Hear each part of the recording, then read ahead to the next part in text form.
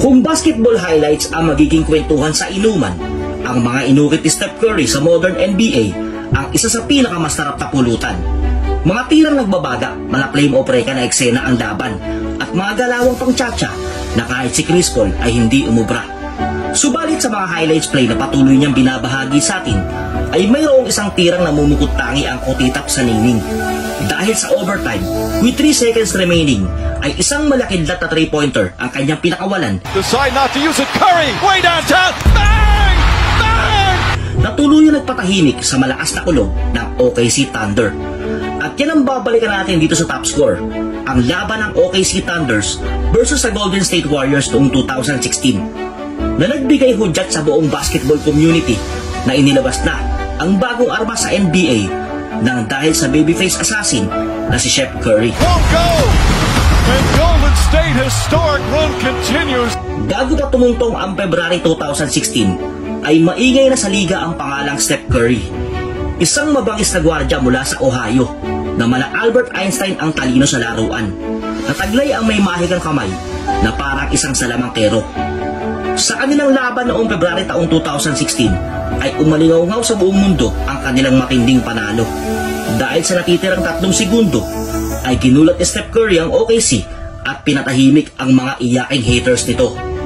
Itinarak na parang punyal ang pinakamatinding tira sa kanilang prangkisa, na dumurog sa matatag na pader na tambalan noon ni Westbrook at Durant na Durantula. Halos namaos ang boses ng buong daigdig sa pagtili sa Twitter. Ang hari ay napatayo sa trono dahil maging si LeBron ay biglang nahilo. May mga superstars na nawindang at may mga tumawag sa kanya na kakaiba kang nilalang. Kung susumahin ay may sapat na oras pa sana upang tumawag ng timeout para sa isang matinding game plan. Pero ang lahat ay nagulantang nang ibinalibog na lang ang bola sa ere ng pinsan ni Boy Tapang. Walang daga sa katawan na handang-handa sa labanan, at nang pumasok ang tira ng 2015 MVP ay napasayaw na lang ito ng salsa. Ang mga kalaban ay natulalang parang adik sa daan, nalobat at mga natigilan. Kaya naglinis na lang na electric pan sabay food trip sa kangkungan. Para lubos nating maunawaan ang ginawang impact ng tira ni Steph Curry sa buong liga, ay balikan at lingunin natin ang naging takbo ng istorya sa sagupaan ng dalawang heavyweight na prangkisa na parang mga gutom na tigre na nag-aagawan sa isang karne ng tupa. Katatapos lamang ng Golden State noon na hiranging 2015 NBA champion, dumaan sa matinding hamon laban sa mga kabalyerong may LeBron. Subalit imbis na mabusog sa nila pang natitulo, ay lalo pa silang nagutom. Gusto pang lumagok ng isang kampyonato na parang arabong uhaw na naglalakad sa disyerto. 40 taong tigang ang Ohio sa pagiging kampiyon, kaya't pagtuntong ng 2016 season, best start 24-0 ang kanilang ibinaon. Kuminta ng kasaysayan sa buong liga bilang ang tanging kupunan na nagpaulan ng 1,000 3 points sa isang season. Sa simula pa lang ng kanilang bakbakan ay si Westbrook na agad ang dumagan, rumagasa na para close ban, kasunod ang 3 puntos ni Kevin Durant.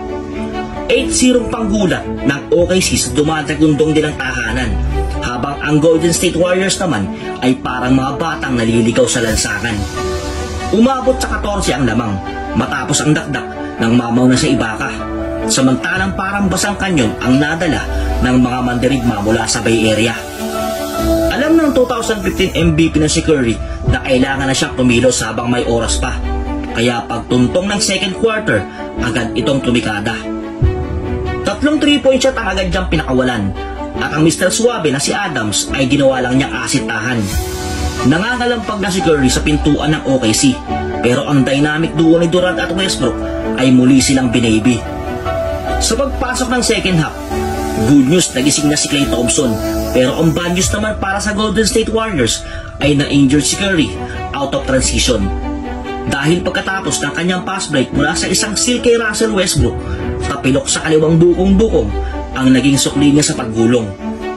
Pinagpawisan ng malapot ang nag-aalalang fans ng Golden State Warriors. Si Curry na nga ang bumubuhat sa opensa ay nakatikim pa ng disgrasya. Pero sa huling 5 minuto ng ikatlong kanto, nagulat ang Chesapeake Arena dahil sa pagbalik ng bida ng Bay Area na siguradong madami pang tinatagong bala at silencer para sa kulog ng Oklahoma.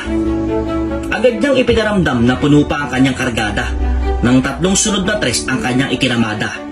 Naagaw nila ang lamang sa kauna-unahang pagkakataon. Pero pansamantala lang pala nang si Kevin Durant 2 bomba ang ibinaon. Ang last quarter ay naging mainit ang palitan.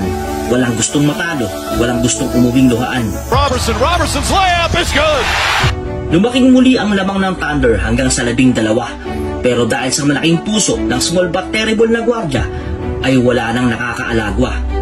Ayaw magpatalo sa tres ni Durantula. Pero to the rescue na si Thompson at Iggy para iambag ang kanilang ayuda. Kinulang ang 48 minuto para wakasan ang duelo. Isang talata pa ang dapat sulatin para matapos ang kwento. Beast mode na si Westbrook sa dinagdag na 5 minuto at isang dakdak ni Ibaka na nagpaingay muli sa OKC Panatiko. Muling sububok na manghiwa ang depensa ng Oklahoma, pero mas malala ang inabot nilang sugat nang laslasin ni Steph Curry ang huling foul ni Durantula. Si Westbrook nag-take over sa opensa ng OKC, pero sa puntong ito nananalasa na ang bagyong Stephen Curry. Pukol dito, pukol doon ang ganti ng 2015 MVP. At sa sinablay ni Westbrook na isang go-ahead jumper na hindi umubra. Westbrook on the drive, falling away. Won't go. Rebound taken by Iguodala. With 3 seconds remaining, inagis ni Curry ang bola. Decide not to use it. Curry, way downtown. Bang! Bang! Oh, what a shot from Curry! At binigo ang kupunan ni Tarantula. Nawindang ang buong NBA community sa winning shot na ito. 46 na puntos with 12 3-point shots ni Curry sa laro ang nagdikta ng kwento. Mga tirang nagsemento ng kanyang ligasiya sa liga na kahit matapos na ang kanyang karera ay magiging isang tinta na hindi na mabubura. Westbrook gets off a good look. Won't go. And Golden State historic run continues. Sana ay nagustuhan nyo ang ating kwento. Isang like naman dyan bilang suporta. Maraming salamat sa panonood. Ito ang Top Score.